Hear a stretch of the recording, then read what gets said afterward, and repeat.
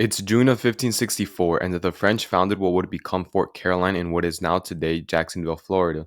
If you hold a very basic knowledge of the history of Florida since the time of colonization, you'll know that Florida was ruled by the Spanish first, the Americans later, and a brief interval of British rule. St. Augustine, the first permanent European settlement in Florida, was founded by the Spanish in 1565. That's a year after the French founded Fort Caroline. So what happened to the French in Florida? Well, during the 16th century, the time of the French attempt of colonizing Florida, colonization of the Americas was still largely dominated by the Spaniards and Portuguese. Spain had been rapidly consolidating her control over the Caribbean and had recently conquered the Aztec and Inca empires, and as for the Portuguese, they were getting busy in Brazil. The French, meanwhile, were still exploring around trying to establish a foothold in the Americas. Between 1562 and 1598, the French also faced internal conflicts between Catholics and Huguenots, collectively known as the French Wars of Religion. In contrast to the dramatic events that these European states were going through, Florida was relatively quiet. Florida was still mostly populated by Indians, the north of which was inhabited by the Timucua tribe. Right before the start of the First French War of Religion, the Huguenot Gaspard de Coligny, Seigneur de Chatillon,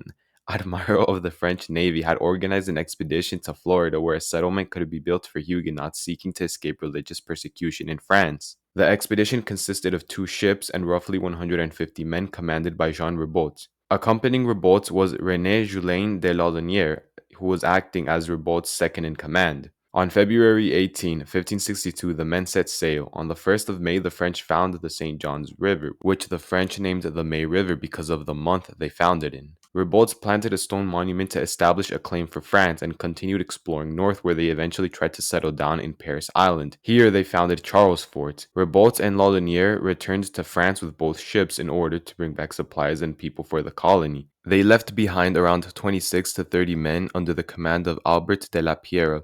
Upon their return to France, they found that their country was going through the first of the French Wars of Religion. Ribault, who during the war backed the Huguenots, had to flee to England following the Huguenots' defeat at Dieppe. In early June of 1563, while still in England, Ribault was imprisoned by Queen Elizabeth I.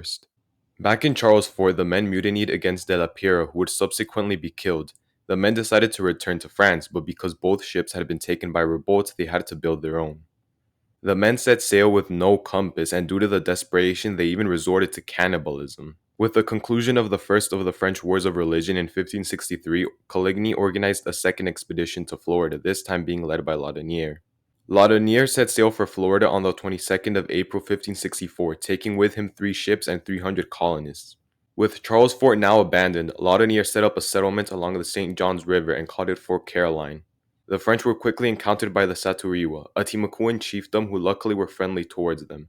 A problem faced by the colony is that it did not place much importance on clearing land for farming. Instead, they put their efforts into exploring the land for wealth such as gold. They were thus depending on food and supplies to be brought from France to sustain them, but because none had arrived, in the meantime they were getting food from the friendly Timucuans. A year went by and still no aid from France had arrived, and with the situation in Fort Caroline showing no improvement to the point some of the men stole a ship and resorted to pirating, Laudonnière decided it'd be best to abandon the colony altogether and take everyone back to France. Just as he was about to leave, Ribault arrived in the summer of 1565 with roughly 800 to 1,000 men and plenty of supplies to replenish the colony. Ribault informed Laudonnière that he, Ribault, had been appointed Captain General and Viceroy of New France, and Laudonnière was divested of his authority. But Ribault would offer Laudonnière an informal co-regency. The offer was of extreme dissatisfaction to Laudonnière, who preferred to go back to France instead. Laudonnière would once more be prevented from leaving Florida because of the presence of a hostile Spanish fleet led by Pedro Méndez de Avilés had just arrived to make Le Floride into La Florida. Spain, in fact, had been the first to discover Florida when the Spaniard Juan Ponce de León discovered it in 1513. And since then, Spain had undertaken several exploration efforts of the peninsula. Spain had been made aware of the presence of the French through the capturing of French pirates from Fort Caroline and spies in France who informed His Most Catholic Majesty Philippe II of the French expeditions to Florida. The existence of a French colony in Florida was particularly dangerous to the Spanish because the Spanish treasure fleet had a route that crossed the waters of Florida. This alarmed Philippe II, who appointed de Avilés as Adelantado of Florida and was commanded to conquer Florida for Spain, which in turn obviously meant that the French had to be removed from Florida. The Spaniards first landed in the north inlet of the Matanzas River, which the French called the River of Dolphins. From there, the Spanish sailed north and engaged in a short skirmish with the French. On the 8th of September 1565, the Spanish sailed back south and St. Augustine was formally founded. Also on that day was when the first Thanksgiving took place. The Spaniards then prepared meager fortifications made of palm logs and earth around a Timacuan village that was friendly to them. The flagship of de Avilés' fleet, the San Pelayo, was unable to make it through the inlet, so de Avilés ordered it to go to Hispaniola to prevent it from being left vulnerable to a French attack. Another Spanish ship, the San Salvador, holding de Avilés' reports of the current state of affairs, was also sent with the San Pelayo. Okay, Frenchmen. The plan is this: we set sail to St. Augustine and destroy the Spanish. Then we can make Florida French, and in 400 years, the Gators will be walking into restaurants and ordering le fiche au chocolat. Le fiche au chocolat.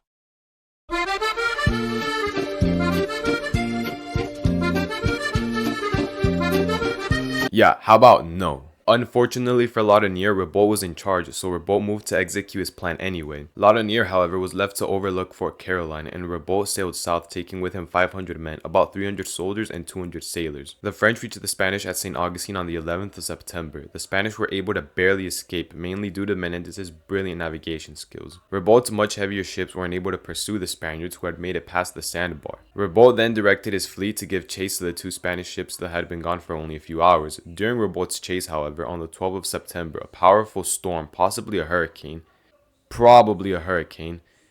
most likely a hurricane, set the entire French fleet off course. Ribault's fleet suffered a shipwreck. His flagship and the ship in which he was present in, La Trinité, had landed relatively well composed near Cape Carnival, while the rest of the fleet ended up in the Ponce de Leon inlet. Here, all the ships suffered severe damage. To make matters worse for the French, Menendez concluded that Ribault's fleet must have been shipwrecked as a result of the storm.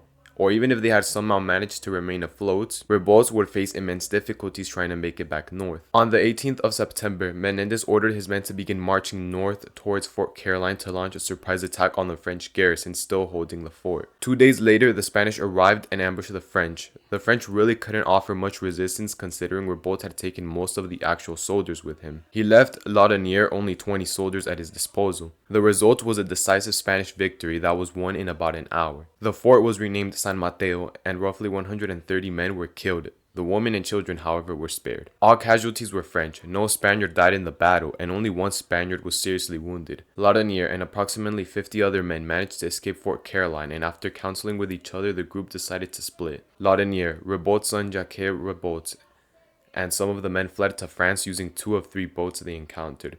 The other boat was scuttled. The other group of men took their chances with the Indians and moved further inland to search for villages. Later, Menendez ransomed some of these men and they were returned to France. Now, what about Ribault and his men? As earlier mentioned, Ribault's fleet had been divided due to the storm. I'll refer to those shipwrecked in the Ponce de Leon inlet as the northern party, and those who landed near the Cape Carnival as the southern party. Ribault found himself in the southern party. Both parties separately resolved that it was best to march north and return to Fort Caroline. The northern party had a head start and advanced until they were stopped by the Matanzas Inlet, which proved too difficult to cross. And if you know Spanish, you'll realize what a huge fucking foreshadow the whole name is. Good morning, gamers. We just spotted the French a few miles south. You might want to check that out. Thanks, gamers. Very cool. Buenos dias, gamers. Looks like you're in a tough situation. How tough? Oh, what's this? A French prisoner? Where'd he come from? Can anyone hear what he's saying? I think he wants to hear the Onion song. Don't worry, guys. I'll ask him myself. Hey, Menendez, are you here to hear us sing the Onion song? We have taken your fort and killed all the people in it. Ha ha ha ha, very funny, but we're not at war with Spain. So anyway, did you come to hear the Onion song or what? You and your friends are Lutheran heretics who are attempting to establish themselves in the provinces of His Most Catholic Majesty. I am waging a war of fire and blood against you who comes to settle these parts. Alright dude, I'm leaving. So anyway, that's what he told me. He didn't come to hear the Onion song. I guess not. Oh, well. It's okay. Napoleon would just sing it in a few years. Anyway, I'll send 5 men to talk with him. So 5 men were sent to speak with Menendez to negotiate a surrender in which they could keep their lives. Menendez insisted that the French had to first surrender all their weapons, including arcabuces, swords, and pistols. He told the negotiators only then he would do as the Lord commands him and consider sparing their lives. The terms used were extremely vague, and the negotiating party returned back to the south side and let the rest of the group know of what was discussed. The northern party agreed to surrender and the French would be brought to the north side in an organized fashion. 20 Spaniards would transport 10 Frenchmen at a time. Menendez hid himself behind a dune, and when the groups of French would arrive, he addressed them and explained that because the French vastly outnumbered them, they could potentially try to avenge Fort Caroline. Therefore, as a security measure, the French would have their hands tied behind their backs and made to march north towards St. Augustine. Having surrendered their weapons, the French had no means of resisting, and having already crossed to the north side, all they could do was place their trust on the Spaniards. Menendez secretly ordered his men that when the French reached a certain distance to outright just kill the French. On the night of September 29, 1595, roughly 200 Frenchmen were massacred by the Spanish. Only 10 who were found to be Catholics had their lives spared. The Southern Party too had been marching north towards Fort Caroline,